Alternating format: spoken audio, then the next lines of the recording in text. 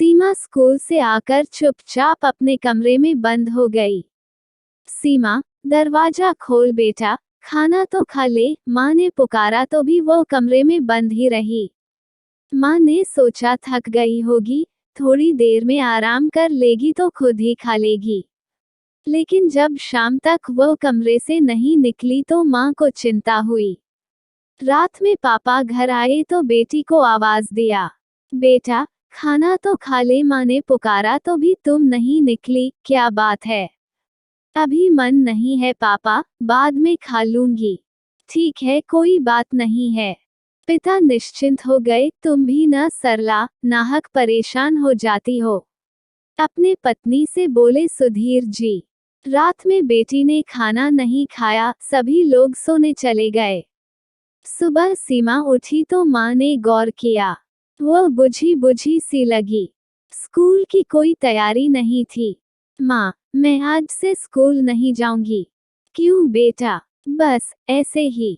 ठीक है, तबीयत सुधर जाए तो चली जाना।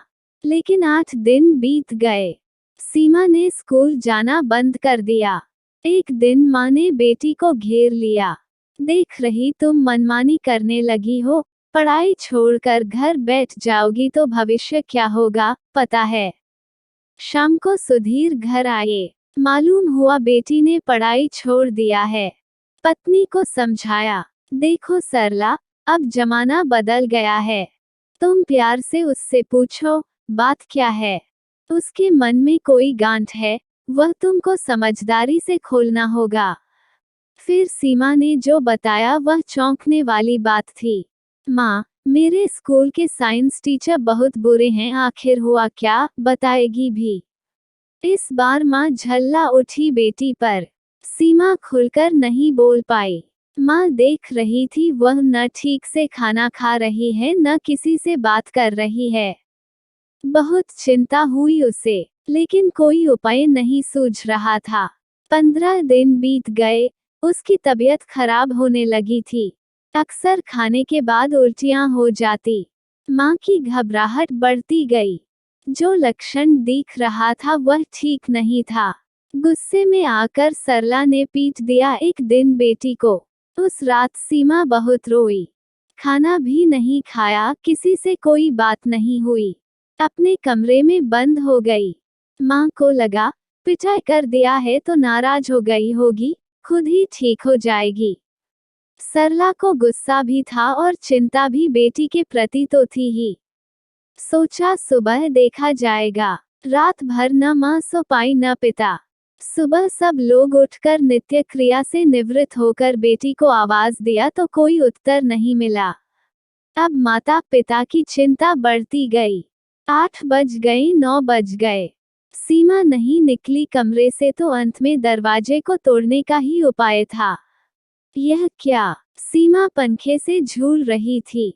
फिर तुरंत उसे नीचे उतारा गया तो जीवन का कोई चिन्ह शेष नहीं था। माँ तो पछाड़ खाकर बेहोश हो गई।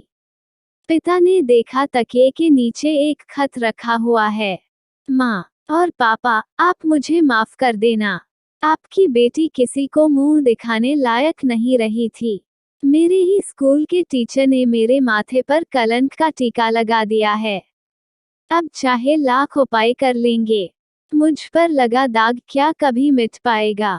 लोग भले न समझे पर मैं खुद को कभी माफी नहीं दे सकती।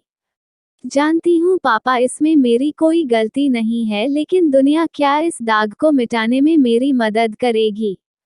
नहीं ना, तो आप लोग भी तो बदनाम हो जाएंगे। बस यही एक उपाय मेरे पास बचा था कि मैं अपनी जीवन लीला समाप्त कर लूं। जानती हूँ पापा, मेरे जाने के बाद आप बहुत परेशान हो जाएंगे। पुलिस केस होगा, मेरे शरीर के अंगों की चीर फाड़ होगी। सबसे निपटना बहुत मुश्किल होता है, लेकिन आप सब कुछ संभाल लेंगे पापा। आप बहुत बहादुर और हिम्मत वाले हैं। हो सके तो मुझे माफ कर देना पापा। माँ, मैं भी कहाँ छोड़ना चाहती थी आप लोगों को, लेकिन कोई चारा नहीं बचा था मेरे पास। आपकी प्यारी बेटी सीमा। पत्र पढ़कर सुधीर जी भी गिर पड़े। यह क्या किया तुमने बेटा? हम दुनिया से लड़ लेते, लेकिन तुम्हारी जान तो नहीं जाती। तुम्हारी तो कोई गलती ही नहीं थी। हम इस दाग को मिटाने के लिए तैयार रहते। मेरी बच्ची, ये बहुत गलत फैसला कर लिया तुमने। शाम होते होते सारी कार्रवाई पूरी हो गई और पोस्टमार्टम भी हो गया। सीमा की अंतिम यात्रा खत्म हो गई। सुधीर जी घर लौटे तो पत्नी खाट पर निश्चेष्ट पड़ी थी। हिलाया डुलाया, कोई प्रतिक्रिया नहीं। उस दिन और एक अर्थी और निकली घर से। दाग मिटाने का फैसला सही था। यह अपने दोस्तों पर ही छोड़ती हूँ। वीडियो देखने के लिए धन्यवाद। आशा करती हूँ आपको हमारी वीडियो अच्छी लगी होगी और हमें कमेंट में जरूर बताएं कि कैसी लगी है ये स्टोरी और वीडियो को लाइक जरूर कर दीजिएगा। मिलते अगली नई वीडियो में।